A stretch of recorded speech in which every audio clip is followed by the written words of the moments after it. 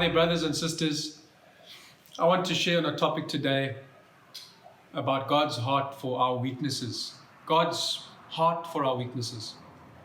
You know, you might be a Christian today, but like myself, you struggle with areas in your life that bring you to run from the presence of God, that can even bring such condemnation on your life, that can bring you to feel far from God. But I want to encourage you today that God has a purpose in everything that is in our lives.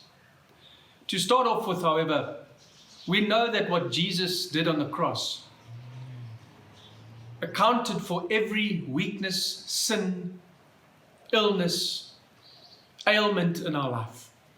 There is victory in the power of the cross. And I've received and heard so many testimonies of people, born-again Christians, that have been healed of their weakness, healed of their issues, healed of so many issues in their life. And this is the plan of God. This is God's heart. But there are times in our lives where we have cried out to God to remove something in our life, and yet this thing remains in our life. What is God's purpose in that?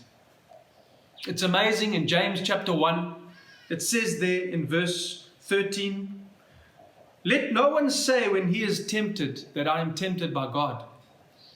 For God cannot be tempted by evil, nor does he himself tempt anyone."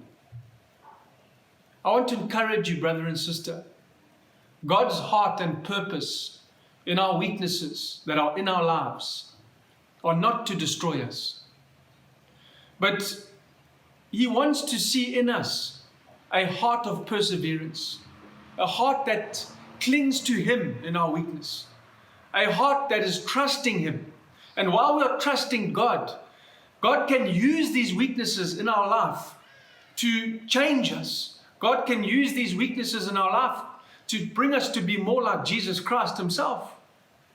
God can use these weaknesses in our life for his good and for our edification. But he does not allow these weaknesses in our life to destroy us. That is not the purpose and plan of God.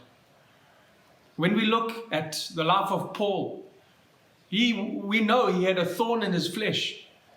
But what was God's purpose in that? God could have healed Paul instantly. We know that. God could have removed that. But there was a purpose in that weakness in Paul's life. Paul says that God spoke to him and he said, "Paul, my grace is sufficient for you in your weakness. For when you are weak, that is when I am strong." It was God's heart and purpose for Paul to know his strength, to know his grace, to know his love for him in that weakness. And I want to encourage you, brother and sister. You might have things and areas in your life that you despise, but trust the Lord that he can bring healing. And if he has not yet brought that healing to your life, you can trust God that he wants to use this weakness for your good, to build you up, to bring edification to your life so that you can be a blessing to many, many others who might one day or be facing the same issues in their own lives. Bless you.